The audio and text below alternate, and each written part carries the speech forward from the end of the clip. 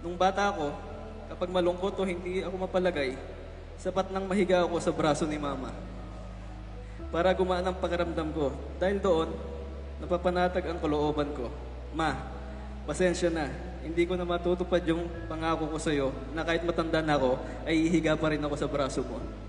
Dahil natagpuan ko na ang taong magiging pahinga ko. Natagpuan ko na yung taong yayakap sa akin kapag hindi ako okay. Yung taong magtitiis sa katigasan ng ulo ko at magpapakalma sa akin kapag magulo ang isip ko.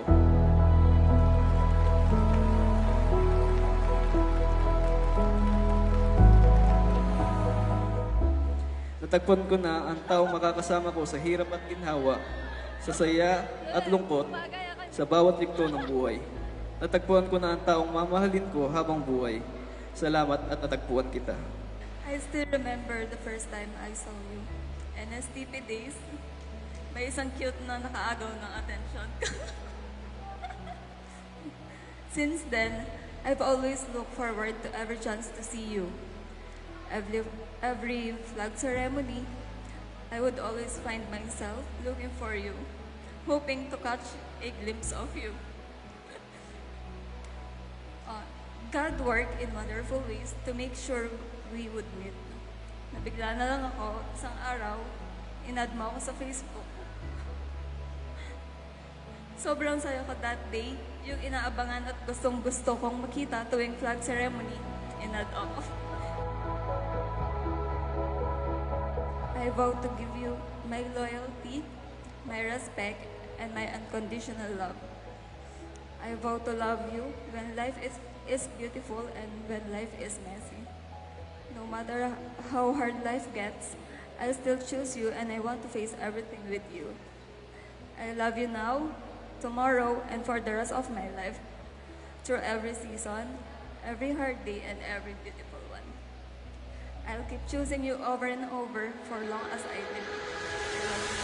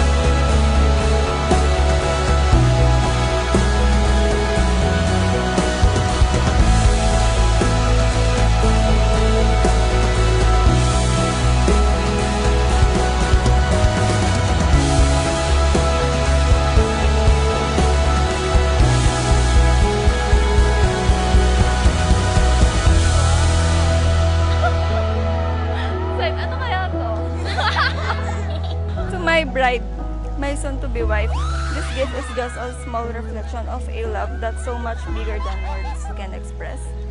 You are my peace, my joy, and my greatest blessing. Nagyak ako. Every moment with you has led me here to this beautiful day where I get to choose you forever. I can't wait to see you up the aisle and begin our lifetime together as a husband and wife. I love you.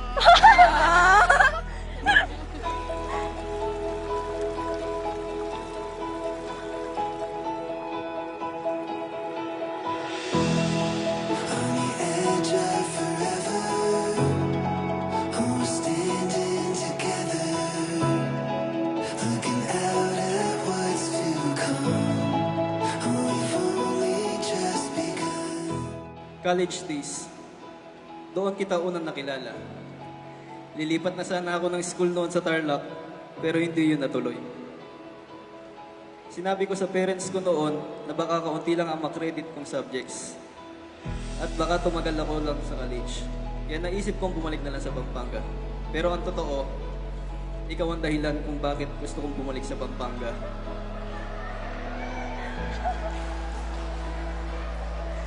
Hanggang sa dumating yung araw na naging tayo na. Akala ko dati, Yung mga slow-mo moments ay nangyayari lang sa pelikula. Yung biglang bumabagal ang mundo at isang tao lang ang nakikita mo. Nangyayari din pala yun sa tunay na buhay. At yun ang naranasan ko sa iyo.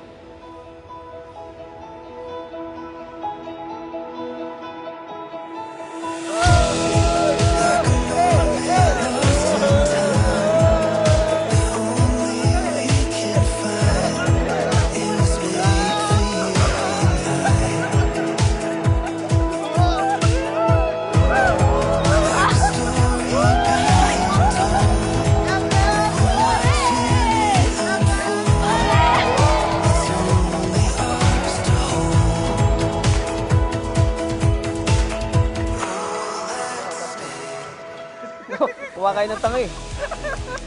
Today is the day we've been waiting for. The day we finally say I do and begin the next chapter of our lives together. Thank you for choosing me. Thank you for believing in us. Sana magustuhan mo na regalo ko sa'yo. See you later!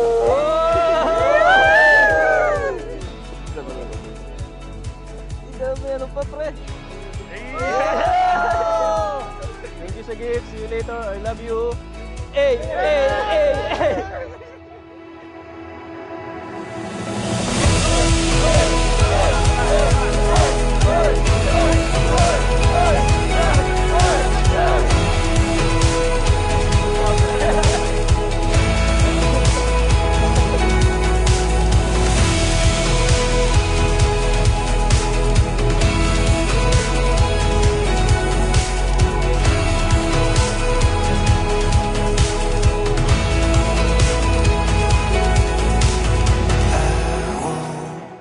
Nung hinatid ka namin sa terminal, pauwi noong birthday mo.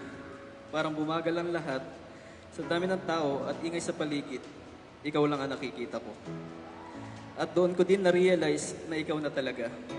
Ikaw yung babaeng gusto kong makasama habang buhay. Noong OJT days mo, kahit hindi alam ng parents natin, ay nagsama na tayo sa apartment.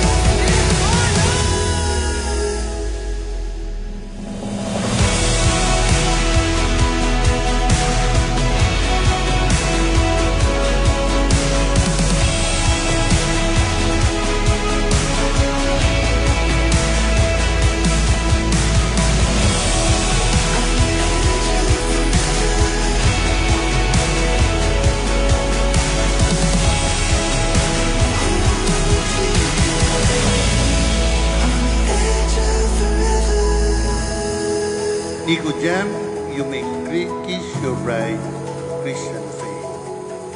Let us give them a round of